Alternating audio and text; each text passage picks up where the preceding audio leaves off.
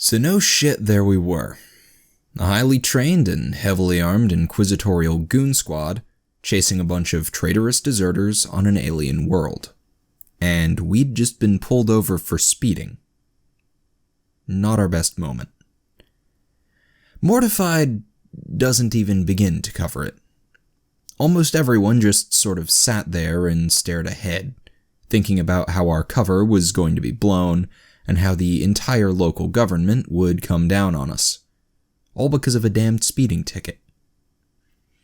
The only sounds were Tink's muttered curses as he tried to figure out what had forced the truck to stop, Doc's prayers, and our social infiltrator fast-talking the officer. Thank the Emperor for that sneaky bastard and his bullshitting skills.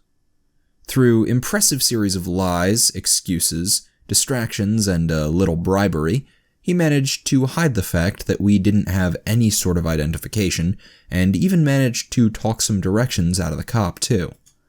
Despite how well things worked out, though, it was a sobering and educational experience which really drove in how far we were from home.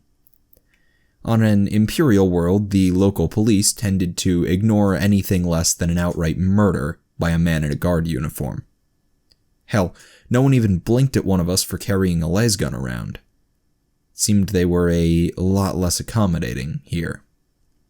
As the officer walked away, Sarge began to worry. Given that we'd nearly gotten into a life-and-death struggle with the authorities while leaving the shuttle port, his first mission as an interrogator seemed doomed to failure before the end of the month. His mood was not improved when Tink ripped out the pesky little thing that had forced us to pull over, causing the police officer to turn around and walk back. While the infiltrator hastily tried to explain why we'd just ripped out our vehicle's government-mandated identification and emergency control device, Sarge decided we'd be lucky to make it to the end of the week. Eventually, we managed to sort things out and reached the address we'd been given by our local contact. It turned out to be a large, official-looking building in Imperial style, but built out of the weird tan stuff the Tau liked to use. In a fit of sanity, we all decided that trooping in the front door of a government building and knocking on the secret inquisitorial agent's door would be a stupid thing to do, so our Xenos and Cogitator experts were sent to figure out how to use one of the public comm terminals to call him.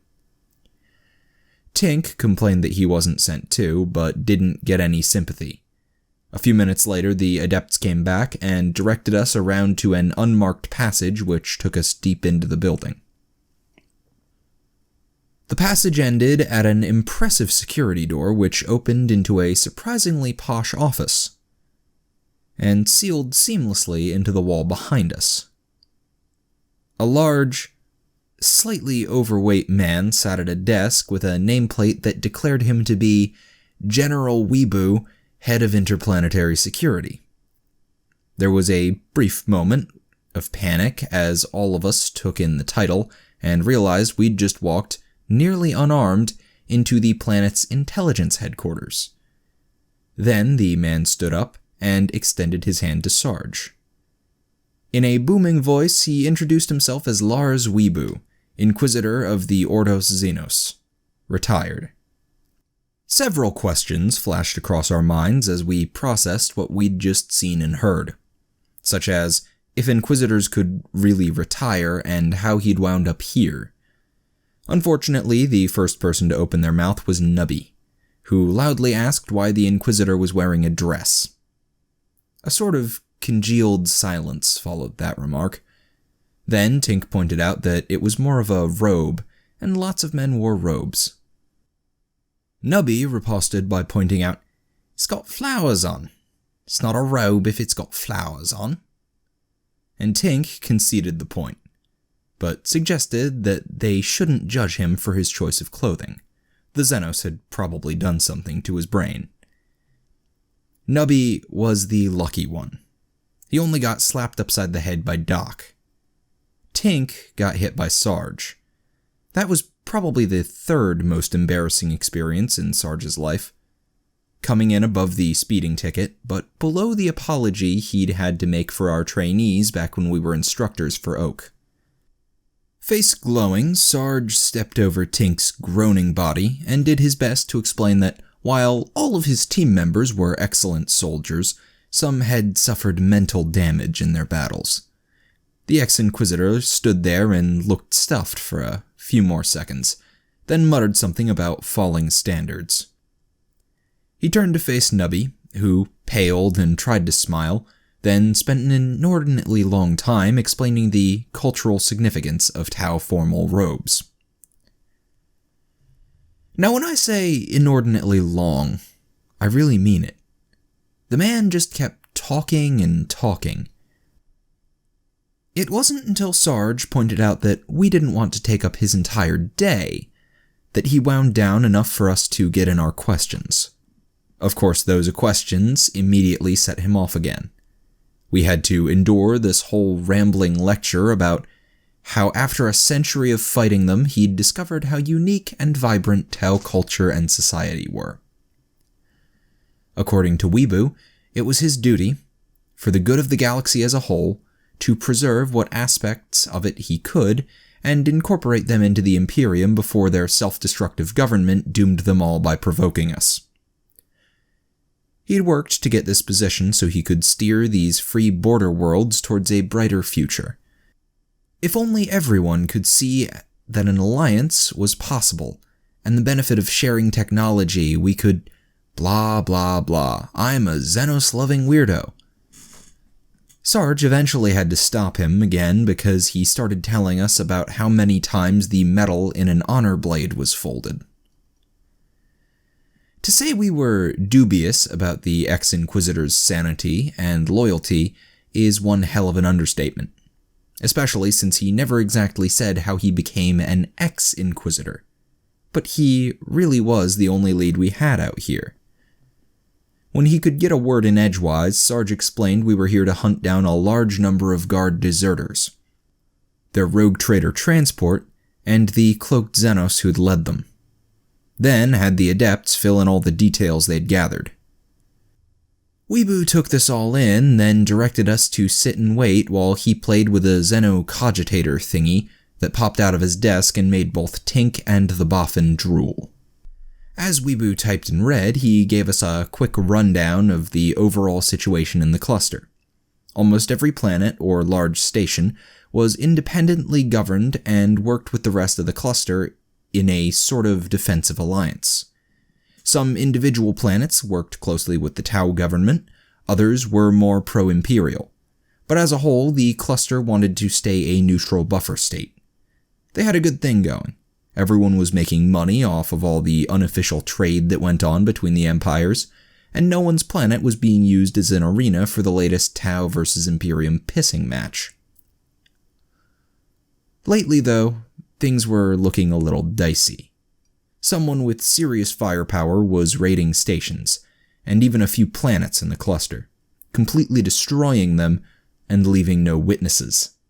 Everyone was arming up and getting ready for a fight, but no one knew what the threat actually was or if their forces could take it. Some of the more pro-imperial or pro-Tau planets were loudly saying that it'd be better to lose their independence than be horribly murdered, while the rest waited to see if they could handle it themselves. So basically, things weren't completely screwed up here, but a major incident could set off a serious shitstorm, or as Weebu put it, disturb the tranquility of my garden of tolerance. Weirdo. The whole point of the ex-inquisitor's lecture was that it was not a good time for a bunch of desperate, well-armed, military-trained men to be wandering around the cluster looking for a little fun. And they definitely were wandering around the cluster, according to the reports he was looking at right then. Every planet was seeing an influx. Unfortunately, there weren't enough to account for the numbers we gave him, so it was probably just spillover from where the majority were heading. Therefore, he would, both as a favor to us and for the good of his garden, put his agents on tracking down those missing men. Weebu suggested that we find ourselves a safe house and brush up on the local culture and laws while we had an entire planet's spy agency do the legwork for us. Once his boys found the deserters, he'd pass the info on and we could handle the messy parts while his agency kept its hands clean. This suited us nicely, but Sarge felt he should make at least a token effort and asked if there were any parts of the investigation we could help with. After a little thought, the ex-inquisitor reiterated his suggestion and added the local technology to the list. He cited a report that had just come in saying that several suspicious men had been pulled over for reckless driving, attempted to bribe the police officer, ripped out their vehicle's transponder, and attempted to bribe the officer again. These men were apparently so clueless that they hadn't even shielded their highly illegal weapons from scanning or noticed the drones the officer had sent to tail their vehicle while he reported the incident. If it weren't for a highly placed official vouching for these men, they'd probably have been arrested by the SWAT team waiting and watching their truck right this second. Sarge quietly agreed to Weebu's suggestion, then let us out of the passage, cursing Xenos, Tink, the Inquisition, deserters, Tink, smartasses, and Tink every step of the way. The first order of business, after we verified that a SWAT team wasn't about to attack us, was to get a place to stay. Sarge dumped the problem on the adepts, then grumpily ordered everyone else to sit in the truck and not touch anything. The three nerds did a lot of cogitator and comm work, then gave us a list of options and their prices. Doc wisely asked whether there were security deposits on these places and how likely random civilians were to walk into the perimeter. With those thoughts in mind, Sarge vetoed every hab on the list, leaving us with a disused warehouse that, from the smell of it, had last been used to store live groks. That's the glamorous lifestyle of an inquisitorial agent for you. The next week, or whatever the hell you call 7 34-hour days, was spent doing exactly what the ex-inquisitor had told us to do. The cogitator Buffin patched himself into the planet's network and pulled down a ludicrous amount of information. It was then crammed into our poor, overloaded brains by the other two adepts, while Sarge walked back and forth behind us all, hitting anyone who wasn't paying enough attention. It was a fairly horrible experience, but it definitely worked. By the end, we knew how the planetary governments worked, the basic functions of the local tech, and far too much about Tau formal robes. We all blamed Nubby for that last subject.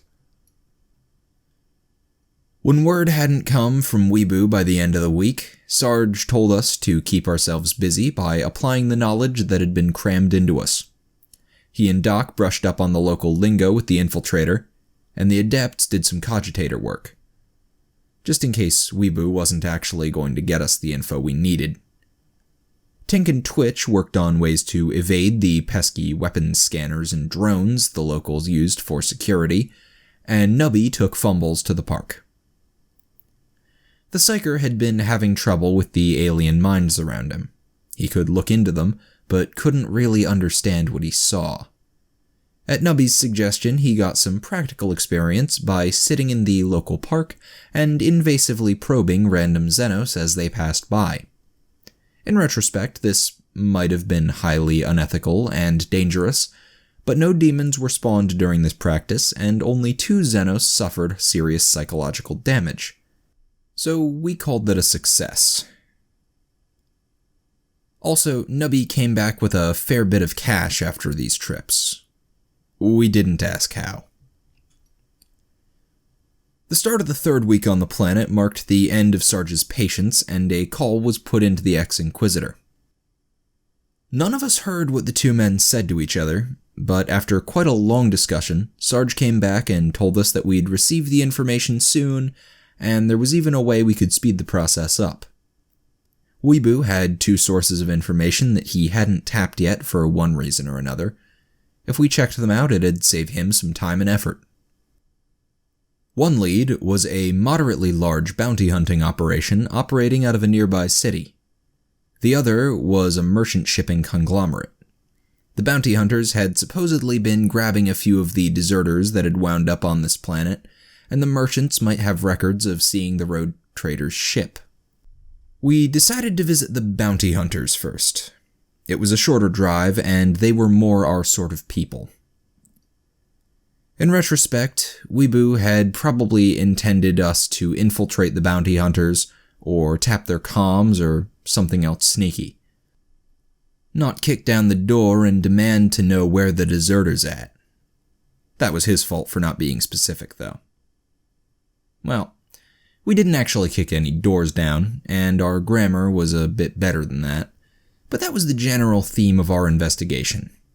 Why bother prancing around to find out what they knew without them noticing? These were bounty hunters. They were one step above criminals, and the only things they respected were money and violence. Might as well talk to them in their own language. The only nod we made to subtlety was wearing the scan-proofed trench coats Tink had spent so much time and money making. It was a very small nod, too. More of a shrug, actually, because the coats were mostly a way to conceal the fact that we were all armed to the teeth, as opposed to hiding us. We figured that this planet's weapons laws were all well and good for public safety, but they really shouldn't apply to us. We got a list of the hunters' main hangouts and watering holes, put the adepts in charge of watching the comm network for incoming trouble, then went out to be inquisitive. The plan was simple.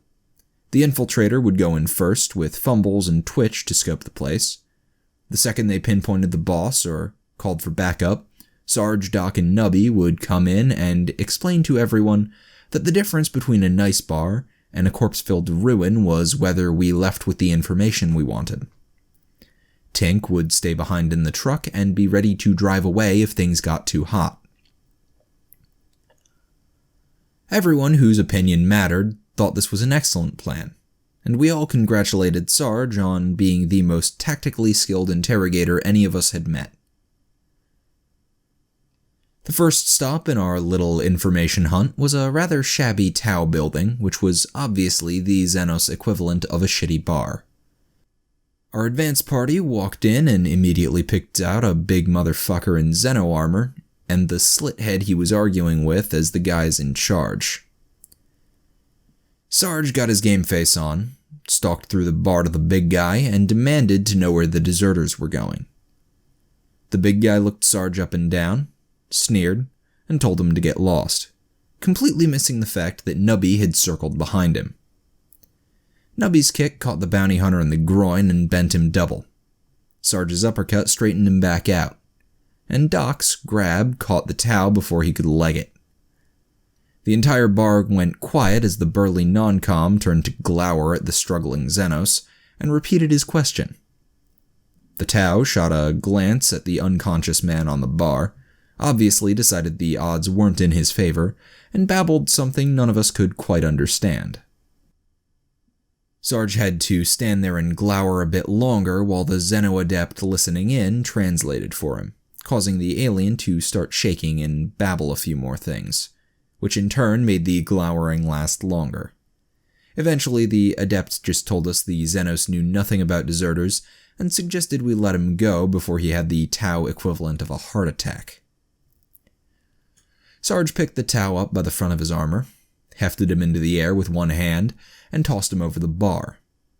Doc quietly told the groaning Xenos to stay down, while Sarge announced that he'd be going through the entire bar until someone gave him an answer. Everyone thought this over. Then a weaselly-looking man bolted for the exit while a few others drew shock mauls. Twitch pegged the runner with a chair, and the rising bounty hunters found themselves looking down the barrels of a half-dozen laser pistols. Nubby grinned evilly and asked everyone to line up single file and have their answers ready. 10 minutes later, we left the bar, secure in the knowledge that bounty hunters could listen to reason, and that no one there had known anything useful. Well, maybe the runner or the big guy had known something, but they hadn't woken up by the time we finished, and we didn't really feel like waiting. We still had a lot of other bounty hunters left to inquisit. The second bar went a lot like the first, except this time Sarge just led with a sucker punch on the meanest looking guy there instead of bothering to ask first.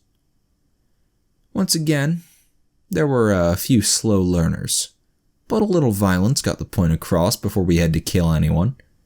Hell, we even patched up the idiot who tried to stab Sarge in the back after we got the knife out of his hand, and the table Sarge had nailed it to.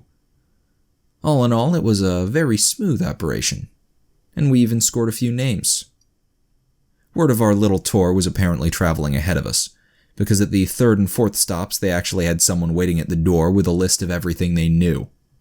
Wasn't much more than the names we already had, and directions towards where they might be found, but Fumbles said that no one was lying, so we bought everyone around on the way out. It was sort of gratifying to have everyone bowing and scraping.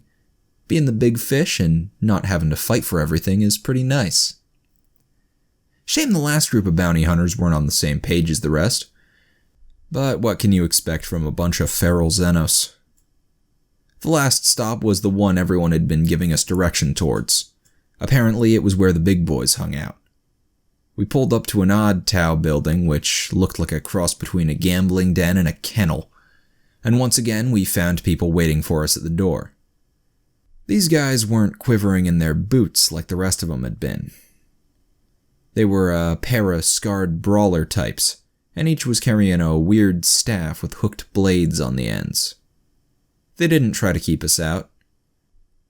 And as we approached, one of them came forward and said the boss was waiting to see us.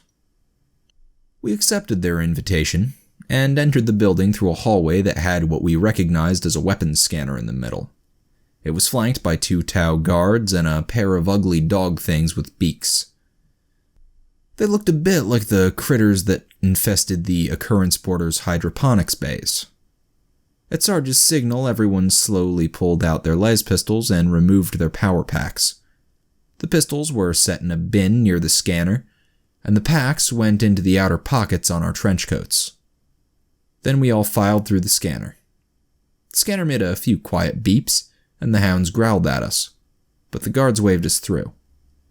Fumbles casually tapped his comm bead twice, and Sarge smiled to himself. The room at the end of the hallway was dark, smoky, and smelled alien. Bunch of bounty hunters, mostly slitheads, were lounging around some low tables with a few more of the hound things. Looked to be a total of 15 potential hostiles, plus 3 Xenos we could barely make out in the far corner. All the humanoid ones had those spiky staves at hand, but Twitch and Fumbles said they didn't really see any guns. Not the best odds, but we'd survived far worse. Sarge grimly led us to the Xenos and found himself glowering upwards as they rose to their feet. All 3 were green, half a meter taller than Sarge, and looked exactly like the picture we'd seen in training labeled Crute Carnivore. So no shit, there we were, in the middle of a bounty hunter den, having a staring contest with 3 Crute carnivores. I think it surprised the hell out of them when none of us even flinched.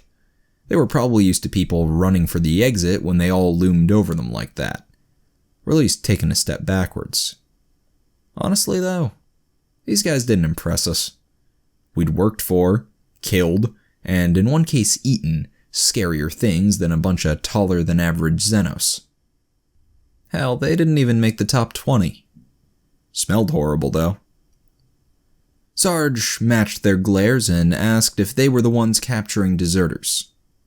One of the Crute let out a cackling laugh, and in a terrible low Gothic, said they were, and asked what we were going to do about it. It'd be cool to say Sarge and the Xeno then exchanged some witty banter, trading threats and clues and all that. Unfortunately, Sarge's Tau was about as bad as the Xenos' Gothic, so most questions had to be repeated 3 or 4 times in both languages, and eventually they just called over one of the human bounty hunters to act as a translator. Everyone kept glowering and talking in their most threatening voices, though. Nobody was going to let something as trivial as a massive language and culture barrier get in the way of their intimidation attempt. Once the translator was in place, things started flowing a little more smoothly. Everyone was able to question and threaten each other to their heart's content. Sarge asked who was paying the deserter's bounty. The Crute on his right said it was someone on the neighboring pro-Tau world, and asked if we'd like to meet him. Sarge asked why the bounty hunters would do that for us, prompting some more cackling laughter from Kroot, and an assurance that their buyer was always in the market for more guardsmen. They'd even split the bounty with us if we came quietly. While Sarge processed the threat, Doc cut in, denying that we were guardsmen and explaining that we were fellow bounty hunters. After another battle laughter, the biggest Xenos walked over to him and inhaled deeply. If we weren't guardsmen, he asked, why did we smell like lasguns, explosives, MREs, and paranoia? Doc fumbled for an answer, and the Kroot went on to suggest that maybe he was mistaken about what those smells meant. Maybe they meant we were a dance troupe, or a bunch of ecclesiarchs, or the Inquisition. In retrospect, it was a joke, about on par with asking, who do you think you are, the bloody Inquisition? But with the language barrier and everything else, we didn't really get it. Everyone kept their poker faces, though, except for Doc, that is. Between the sinister laugh of the Kroot and the 2.5-meter carnivorous alien towering over him, the medic interpreted this as an accusation and panicked. This wasn't some raw recruit's panic, though. He didn't scream, "Oh, Emperor, they're gonna kill us," and run for the exit. Doc calmly, while holding eye contact with the Kroot, put his hands through the bottomless side pockets of his trench coat, gripped the hotshot lasgun slung across his chest, and blew the Xenos in half. Doc's outburst caught everyone but Twitch by just as much surprise as the bounty hunters. Luckily, they hadn't been expecting a fight, or even thought we were armed. 3 cheers for the primitive Xenos notion of gun control. Made everything so much safer for those who ignored it. Our little interview came to an end, and the room practically exploded around us. Doc walked his fire over the second Kroot, while Twitch, who'd been expecting this from the moment he entered the room, perforated the third. That wasn't quite enough to put them down, but they only managed a staggering pair of swipes that Sarge and Nubby both dodged before the second volley finished them. As the rest of the bounty hunters rose to their feet and seized their weapons, all of us ruined the scan-proof coats that Tink had made for us by hip-firing through them. The only reason it wasn't a complete slaughter was that a few of the smarter ones ran instead of trying to rush us. We gunned down the bird dog things first, then shifted fire towards the stupider bounty hunters as they closed. Between 4 heavy lasguns, a pair of pistols, and Fumbles body puppeting one of the few humans, none of them managed to lay a hand on us. Doc did catch a thrown beer bottle to the face, though, but it missed his eyes, and Nubby assured him his girlfriend wouldn't mind a few small facial scars. While we all brought guns to a knife fight, Tink got the truck's engine running and the cogitator adept calmed us. He warned us that the police had dispatched a pair of cars to check out the noise and recommended getting the hell out of there. We were almost to the truck when a police skimmer landed across the road from it, and 2 officers, a Tau and a human, stepped out of it and launched a pair of drones into the air. Tink evaluated his chances of outrunning their flying car with his rental ground truck, then poked his plasma gun out through the driver window and aimed it at the rear of their car. Now at this point, we'd all been through a few lectures on Tau technology and understood the general concept of drones, but everyone was a bit fuzzy on the specifics. For instance, Tink couldn't immediately spot the difference between a camera drone sent to check out a crime scene and a sniper drone sent to provide overwatch for 2 isolated officers.